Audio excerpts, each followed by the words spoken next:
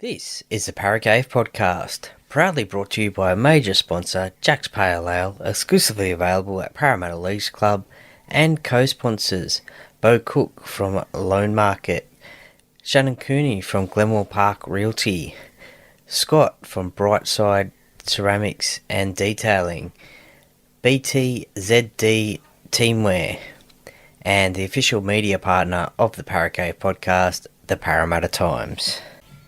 All right, there you go. There's one out of the blue for you. The Entertainer from Marvin Hamlish. So I've never played that before.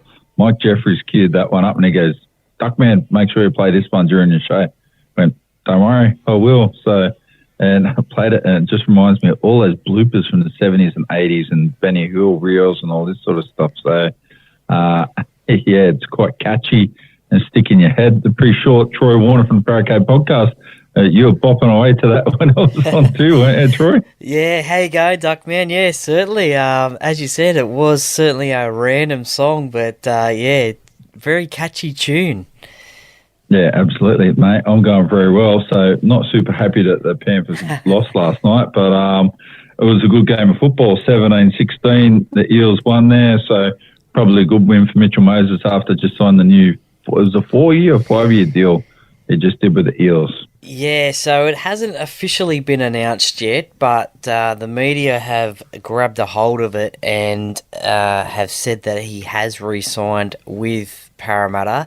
It is till the end of 2028, keeping in mind that he had a player option for 2024. So it's a extended 4-year deal, which will keep him at the Eels until the end of 2028.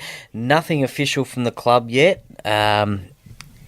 But however, after the game, he sort of mentioned it to a few of the fans outside the stadium, but saying that it was official. But we'll just have to wait and see. Potentially might come out over the weekend. Yeah, that's right. So yeah, we'll see how that all eventually plays out. So be a nice piece of business to get him on board, so secure their future.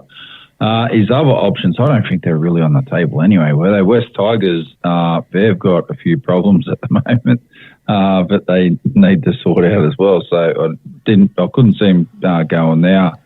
The Eels had a good win last night. You were at the game. You just said before 17-16. What was the take out of that game for you?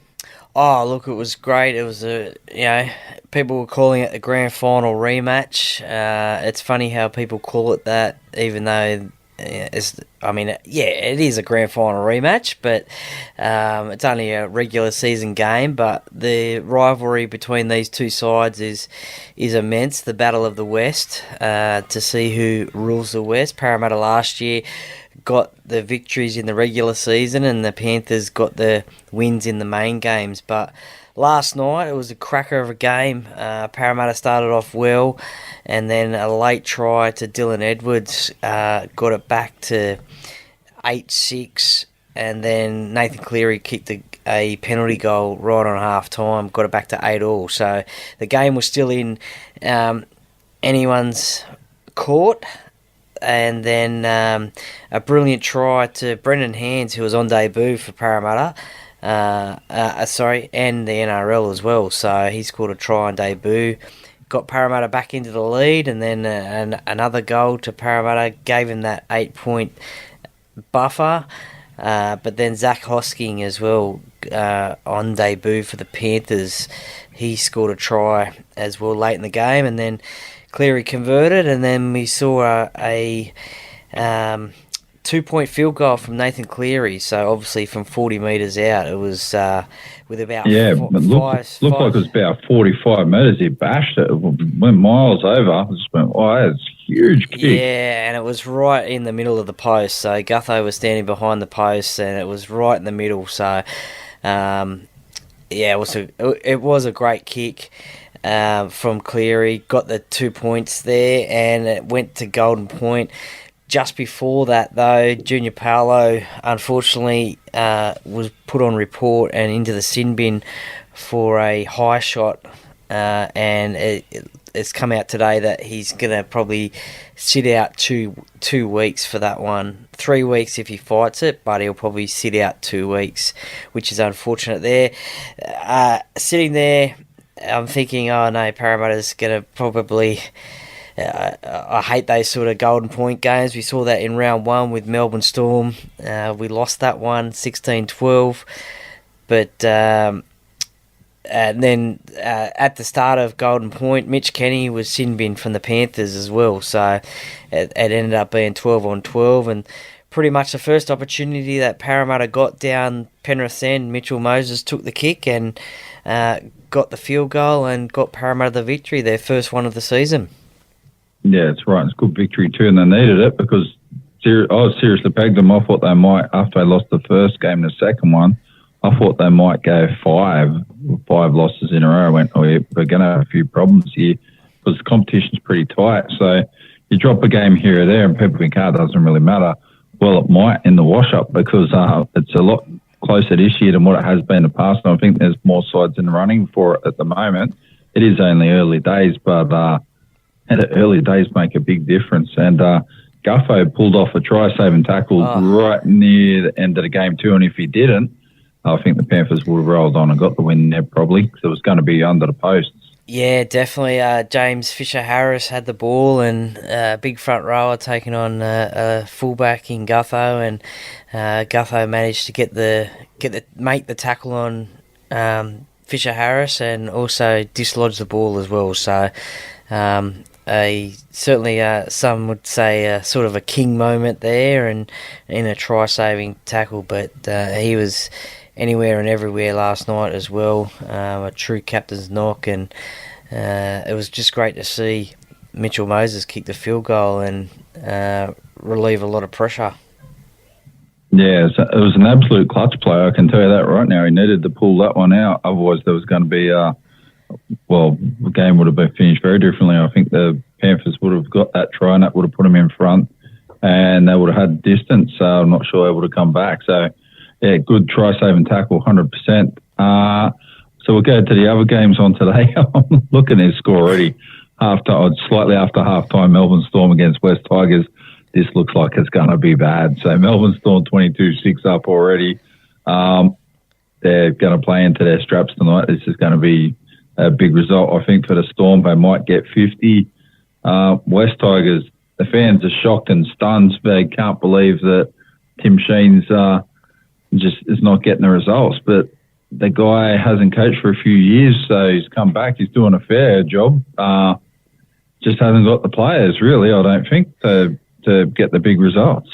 Well, just as we've been speaking, the Tigers have just gone over again. So it's 22-10 with a kick to come at the moment. But as you said, the Melbourne Storm, they just piled on all those points in the first half, and it was 22-6 at half time. Cameron Munster's returned. He got a try. So he returned from a finger injury that he suffered against Parramatta in the first round. Crucial game for the Storm. They'd lost 2 in a row, so very uncharacteristic of the Storm. You don't see them lose 2 games in a row very often. So they wanted to return to the winning post. And as you mentioned there, the Tigers, yes, they are struggling at the moment. Haven't won a game yet so far this year. They've got a few new recruits there. Maybe they're John Bateman's playing today, isn't he? I think he hasn't played yet this year. Yeah, he played last week against the Bulldogs in that really hot weather at Belmore. And the Tigers last week, they showed a little bit of form towards the back end of that game against Canterbury, and they nearly got the win that day.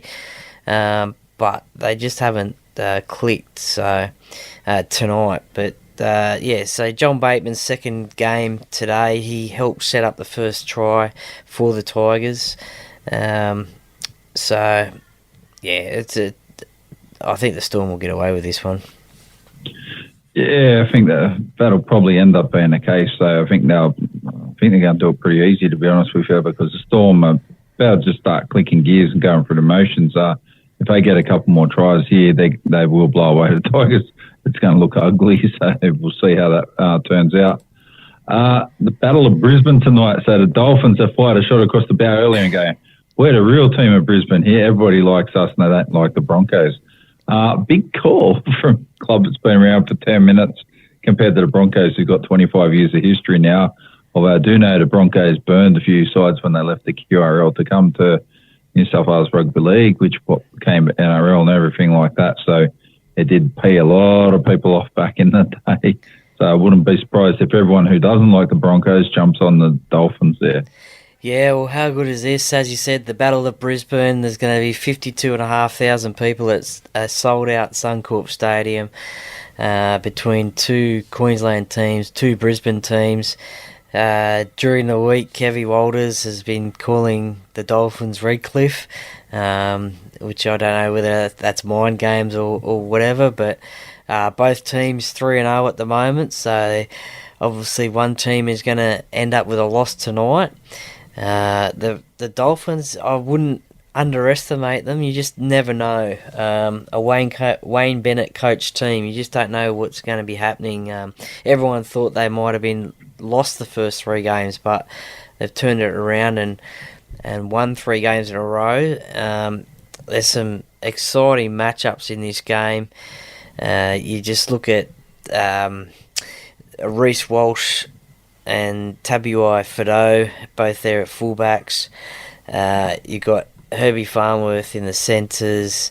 Anthony Milford makes his return for his first game for the Dolphins, so that'll be interesting playing up against his old club. But Adam Reynolds, he's been leading this Brisbane side around so far, so good this year. So I think the Brisbane Broncos will get the win, but it'll be a close game. The loss of Felice Kafusi for the Dolphins is a big loss. He's been one of their enforcers over the last couple of weeks, but unfortunately he's serving a 4-week suspension for a late hit on Jackson Hastings last week against Newcastle, so that'll be a big loss for them. But yeah, I can see Brisbane just getting this one, but you never know. Yeah, so I think Brisbane will get the win here. It'll be Adam Reynolds that'll pull the strings and make it happen, because he's a class above a lot of these guys out on the field. So regardless of who else is out, he's able to do it. He does it again and again. Did it at South, and he's doing it at Brisbane too. So still, I reckon he'd be one of the buys, not just one of the buys for Brisbane ever, best buy ever. He'd be close to one of the buys in the last 5 years in the NRL. So he's a big deal player. He has really turned the Broncos around and helped their young guys hit form and do all these good things, and now they're getting good results out of that. Yeah, for sure. All right. So tomorrow we've got the Cowboys up against Gold Coast, 5:30 p.m. So the Cowboys, I'm telling you, they're a bit hit and miss to predict at the moment. I thought they should be travelling a little bit better than what they're doing at the moment. And Gold Coast are doing a little bit better than what I'm expecting as well. Although saying that, at home, surely North Queensland are going to have their measure. Yeah, well, you would think that, wouldn't you? The Cowboys to get the victory here, but the Titans, again, they've shocked everyone and played some really good football in these first 3 weeks of the competition, and they're sitting up there in the top 8. I think they come about 6th by memory, so they're in the top 8, and the Cowboys, they're down in 16th at the moment. So a little bit of soul searching there for the Cowboys, but they'll, like Parramatta getting the victory last night, they will need to get this victory to springboard their season and get it cracking, get it going, especially before the Origin season starts, because they're going to lose a lot of players to Queensland, maybe a couple to New South Wales, but definitely a lot to Queensland. But this will be an interesting game, another Queensland, I wouldn't say derby, but between two Queensland teams. So whoever's playing in these Queensland games, they always want to get the bragging rights. So I think Reuben Cotter is out for the Cowboys, so that's a big loss for them. So, but I'm still going to tip the Cowboys as well to get their season back on track. Yeah, I think the Cowboys will win this game tomorrow as well. Gold Coast are doing well. I think they might be able to keep it up for a while and be consistent. And so if they can keep playing the way they are, they might get up around the top 8. Just don't think they've probably got quite enough quality players, although the whole David Fafita thing seems to be turning out in their favour, which they must be very happy about at the moment too.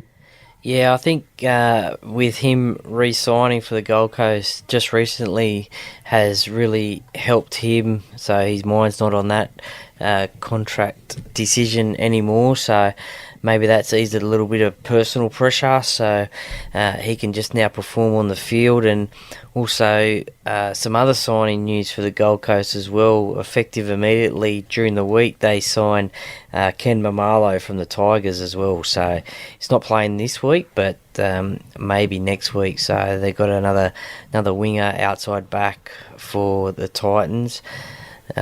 But you just don't know. They beat the Storm last week. They can score points. Whether their defense, they just need to work a bit on their defense, and because they also did let in a lot of points last week as well. But they could get the win. But I'm going to stick with the Cowboys. Yeah, stick with the Cowboys there. So it would be good to see them get some better results this year. The next game, South's up against Manly. So even though Souths are hosting it, I actually think Manly might be able to do the business here and get the win and go for 3 in a row. Yeah, look, it's going to be tough, I think, for the Sea Eagles to get this victory. Obviously, the sad news during the week of the late, great John Sattler passing away, South Sydney legend, rugby league legend. So it's going to be tough for the Sea Eagles to win this one, I think. I think the Rabbitohs will really stand up in this game. They got a one-off permission from the NRL to wear a replica 1970 jersey with John Sattler's half Rabbitoh as the emblem, so that's a nice touch as well, and there's going to be a bit of a tribute on Saturday night as well to John Sattler as well. So I think the Rabbitohs will be primed for this one. Another team that has been sort of up and down this year, they're coming 10th at the moment. They need a win too to get their season back on track. The Sea Eagles have been playing pretty good. They've obviously had 2 wins in the bye, so they had a good win against Parramatta last week. I just think that the Rabbitohs will get away with this one. Yeah, I think they will. So the Rabbitohs, so I forgot about that thing. So John Sattler passed away. One of the legends of rugby league, so he's absolutely one of the club legends there. Played the 1970 grand final, 2 fractures. His jaw was completely smashed early in the game too. So yeah, it really epitomised what South Sydney is about. So when had Samba just do it in the grand final a few years ago when the Rabbitohs won, they had the same sort of thing, right? So they talk about the same sort of bravery and that. Big call. I think Manly could probably get him on the bounce, but yeah, it's an emotional day for South to be able to play with the jersey. It's a good call by the NRL too. They've made the right call there. And Sunday, a bit of ironic, I guess you call news. I guess the 1970 grand final was South Sydney versus Manly, and during this week when John Sattler's passed away, the Rabbitohs are playing Manly, so a bit ironic there as well.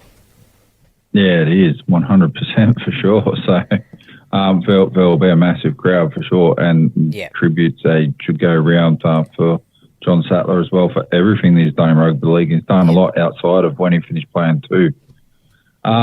Sunday, Warriors up against the Bulldogs here. The Warriors look pretty good at the moment. I'm a little bit surprised. Andrew Webster looks like he's doing a fairly good job. And Canterbury, they looked good last week. Might have problems travelling to New Zealand because, like I said, the Warriors look good. And we'll just see. I know Canterbury's still trying to get their rhythm together, get the combinations going. So got a bit of work to do there still. But it wouldn't surprise me if they got the win. But I'm putting my money on the Warriors. Yeah, look, I'm going to tip the Warriors because it's in New Zealand. They had a good win last week against the Cowboys up there in Townsville.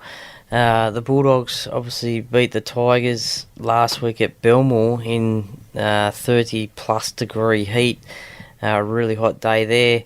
Um, it's going to be probably maybe a high scoring game. It's very close in terms of the betting in this game, but so it could go either way.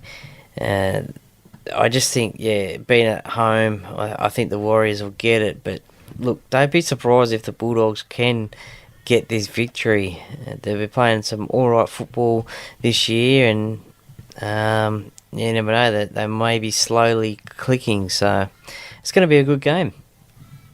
Yeah, definitely. So they're definitely getting everything together. So it'll only be a matter of weeks till they actually look like they could potentially be a premiership. I don't think they'll get there this year because it's too big a job that they've got to do. But yeah, we'll see how it goes this weekend. Knights up against the Raiders. This is going to be the first time I say this, but I think the Knights might get the win here, even though they're playing at home and everything like that. Canberra they're just not 100% there at the moment, and Knights might be able to take advantage of this. Saying that, Kalen Ponga's out indefinitely at the moment too. Yeah, so news out today that Kalen Ponga is going to make his way over to Canada to get some, I suppose, treatment or look at the concussions that he's had over the last season. I think he's had 4 or 5 concussions over the last season and a bit.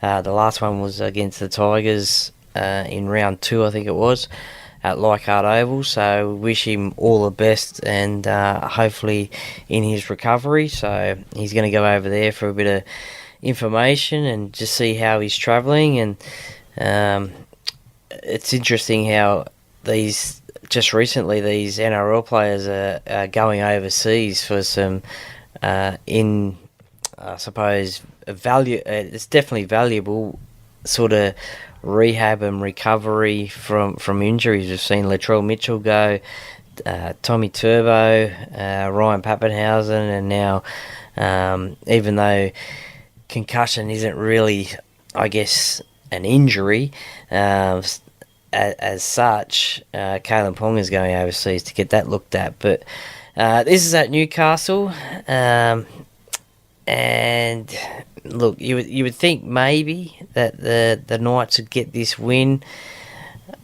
The Raiders, though, they look a little bit stronger in terms of their lineup, I think. But you can never write off Newcastle at home. A lot of people have actually tipped Newcastle that I've been talking to get this win. I just think that I've tipped the Raiders. I think they'll get the win this week. Yeah, I think Ricky Stuart's side will start aiming up. They're going to go close again. So they made the finals last year. I think they'll either be just in or just out. Ultimately, if they want to get there to the finals, they need to be winning games like this. Bit hard to get a read on it. So Knights have only had one win, but I think they might be able to get up at home. So last game of the round got St George Illawarra up against Cronulla Sharks. So I'm going to tip a bit of an upset here and go for the Dragons. I think they look all right at the moment, and I think the Sharks are a little bit out of touch. Okay, yeah, no, I'll go against you there. I'll go the Sharks. Another local derby. These two teams love playing against each other, the Dragons and the Sharks. I think they're playing for the Monty Porter Cup, I think it is. Each time these teams play, they play for that one. But the Dragons, they had a good win in round 2 after having the bye in round 1, and not so good last week against the Broncos. They let in, I think it was like 4 tries or something like that in about 7 to 10 minutes. So they'll be disappointed about that. It ended up being 40 to 18. So it was 18-all for a long time. But I think Cronulla will get this win. Nico Hines is back for his first game of the season. Last year's Dally M winner, so it'll be interesting to see how he goes. Obviously, he'll be pumped up for his first game back, so his clash against Ben Hunt will be an interesting one. I just think, the Sharks will get the win in this one, but you'll go on the Dragons, so we'll just have to wait and see. Yeah, we'll see how that all turns out. And I've just seen a couple of things with the Dragons. I thought they just looked, had a little bit of a spark and upbeat step. So I know the Sharks have been a bit out of touch because they haven't had Nico Hines, but just hope he can come back and hit the ground running straight away as well. In that other game that's on tonight, so Melbourne Storm, they're now up 24 points to 12, 68 minutes against West Tigers. So looks like it's not going to blow out as much as what I thought. Starting to be a bit of a fizzer. Melbourne Storm, they took a penalty shot just before, so maybe they're just going for the motions. They're obviously trying for more tries, but I don't think the Tigers are going to get up here. And I'd have to say it doesn't look fabulous for them at the moment this season because they're starting to drop off the pack and they're going to have a few issues if they don't get a couple of wins shortly. Yeah, that's it. And there's a whole new coaching structure there now at the Tigers for this season. Obviously, Tim Sheens is the head coach with Benji Marshall and Robbie Farah underneath him. They're the succession plan under Tim. So a new coach, new players, getting used to a new coach at the same club. It's interesting times for the Tigers. The only way is up for them if they can start to win some games, but they're going to have to do it the hard way, I think. Already 4 losses, or what looks to be 4 losses in a row. So I think back to 2018 when Parramatta were 0-6, I think it was, and we ended up winning our 7th game, and we ended up winning I can't say winning because nobody wants to win it, but the wooden spoon that year. So hopefully the Tigers can give their fans something. If not tonight in the last 10 minutes, then next week and beyond. Yeah, well, it's not going to get easier next week because they got the Broncos of Brisbane next week, round 6. They've got Parramatta at Parramatta. So Parramatta at home. There you go. Maybe they might pull one out of the fire. Yeah, that's the traditional Easter Monday clash, that one. Yeah, so they've got, the good news is they're going to get 2 points in round 7 because they look like they got the bye there, so surely they're not going to lose points out of that one. Yeah, no, that's it. And obviously this week the Roosters have got the bye as well. Yep, so the big news story that came up over the week, other than John Sattler passing away, which is very sad. It was getting older, so these things happen, unfortunately. Joseph Suaalii, what's your take on it? So, believed that he's going to sign for Rugby Australia in 2025. It's only supposed to be a 1-year deal. And I heard the money that's getting talked about is $1.6 million. So, the guy is good, but the best player in the world, I talked about at the start of the show, Dan Carter and Richie McCaw, they were probably the 2 best players in the world at the time when they were playing at their peak. I don't think they were on $1.2 million, right? So, how can you pay some guy that's not the best in the world, unproven in sports, has played rugby before but hasn't played for quite a while since juniors in school? How can you be paying money like that for an untested guy? Surely you're not doing that. It's a massive gamble from Rugby Australia to do that. As we know, he is it was a great schoolboy rugby player. And rugby league player as well, and so it's a massive gamble to pay that amount of money for him. I guess it's a really hard decision, I guess, because maybe is his heart in rugby union or rugby league. So he's played both. He's only young. Rugby union is offering these massive dollars that rugby league isn't going to give him at the moment because he's only just starting out his career, but is that the potential for him to stay in rugby and play in the World Cup for Australia and then maybe come back to rugby league? I'm not too sure. Yeah, so I think one thing, if he's thinking about playing for Samoa and all this sort of stuff, his opportunities are definitely going to be in rugby league there. So if he wants to play for the Wallabies, if I have to be serious, the best chance of Wallabies will have a chance. So he'll improve a lot, no doubt. I can't say if he's the best.